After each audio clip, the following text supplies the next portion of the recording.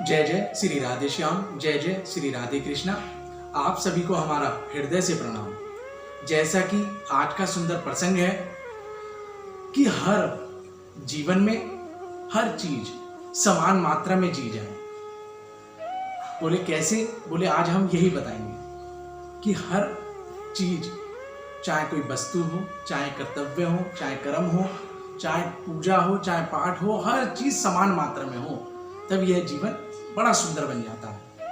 यदि हमारी वीडियो पसंद आए तो लाइक कीजिएगा, शेयर कीजिएगा एवं सब्सक्राइब अवश्य कीजिएगा, जिससे आप भी पुण्य के भागी बन सकें। बोले आप कैसे पुण्य के भागी बन सकें? बोले यदि आप हमारी वीडियो को लाइक करेंगे, शेयर करेंगे, सब्सक्राइब करेंगे तो ना जाने किसके हृदय में यह कथा, यह बात बैठ जाए और उसका जीवन परिवर्तित हो जाए।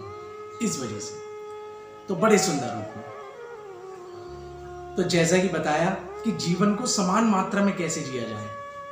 कहते हैं एक बार की बात, एक पंडित जी हवन करा रहे थे और हम सब जानते ही हैं हवन में क्या होता है। जब पंडित जी हवन करा रहे थे तो उस समय सभी जितने भी लोग उस हवन में शामिल थे और जो यजमान भी साथ में हवन कर रहे थे बैठकर पंडित जी के साथ, तो कहते हैं उन लोगों को भी समान मात्रा में हवन सामग्री दी गई और यजमान को भी समान मात्रा में घी का कटोरा दिया गया, जिससे प्रथम आहुति घी की दी जा सके।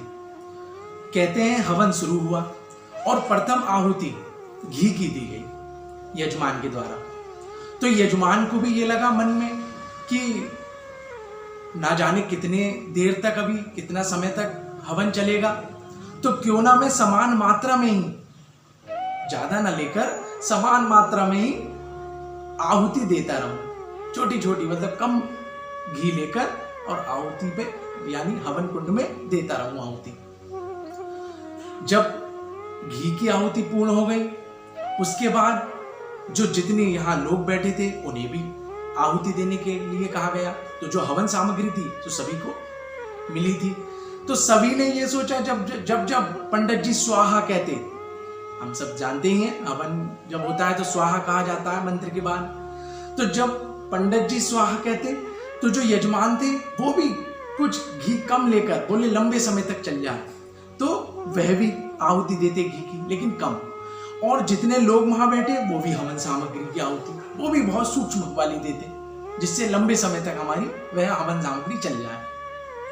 परिणाम ये हुआ, पंडित जी स्वाहा बोलते रहे और सब आहुति देते रहे। कहते हैं अंतिम समय आया यानी पूर्ण आहुति का।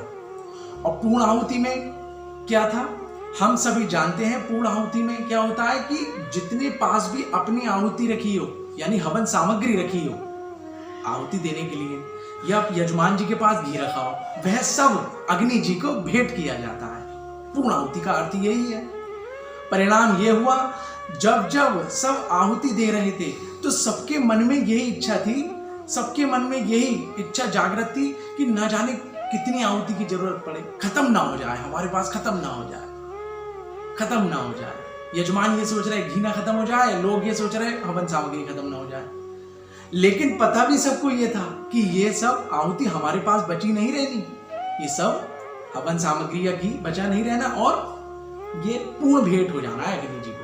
और परिणाम वही हुआ, पूर्ण आहुति हुई और पंडित जी ने सबको यही कहा, भैया जितनी भी सबके पास हवन सामग्री या घी रखा है वह सब अग्नि जी को भेंट कीजिए। तो परिणाम क्या हुआ?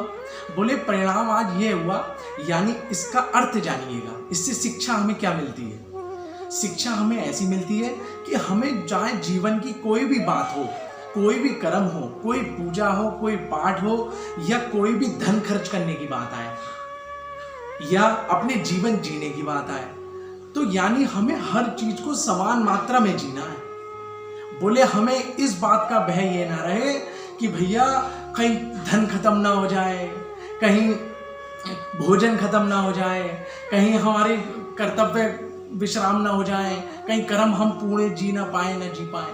तो यानी हमें जीवन को हर चीज को समान मात्रा में देना है। यानी समान मात्रा में जीने का अर्थ यह है कि हर चीज का आनंद लेते जाना है। क्योंकि देखिए हर चीज उस पूर्ण आहुति की तरह सब कुछ यहीं रह जानी है। यानी उस पूर्ण आहुति में तो सब चीज जल गई, जो पास की घी थी, जो पास की आहुति थी, यानी हवन सामग्री थी, वो तक जल गई पूर्ण आहुति में। लेकिन हमारे जीवन में यही रह जाता है कुछ अंश हृदय में कि हम पूर्ण तरीके से जीवन नहीं जी पाए, हम पूर्ण तरीके से अपने किसी की सेवा नहीं कर पाए, हम धन खर्च नहीं कर पाए, हम दान पुण्य नहीं कर पाए। तो ऐसा ना रह जाए, यानी हर चीज समान मात्रा में करते चले जब तक समय है। बोले ना जाने कौन सा अंतिम क्षण है, कौन सा क्षण, क्योंकि ये तो क्षण भंगुर है जीवन, ना जाने कौन सी बुलावा कब किसका आ जाए। तो ये ना हमारे जीवन में कोई इस तरह की इच्छा बाकी ना रह जाए कि हम वो नहीं कर पाए। तो इस प्रकार हमें ये ध्यान रखें, जैसे आज हम कर रहे हैं, बता रहे कि हमेशा जीवन को समान मात्रा में कैसे जिया जाए। तो आज हमारा यही सुंदर प्रसंग था, उस हवन से भी यही सीखा जाए कि हर चीज समान मात्रा में कैसे प्रयोग हो। तो जय जय श्री राधे, जय जय श्री राधे श्याम।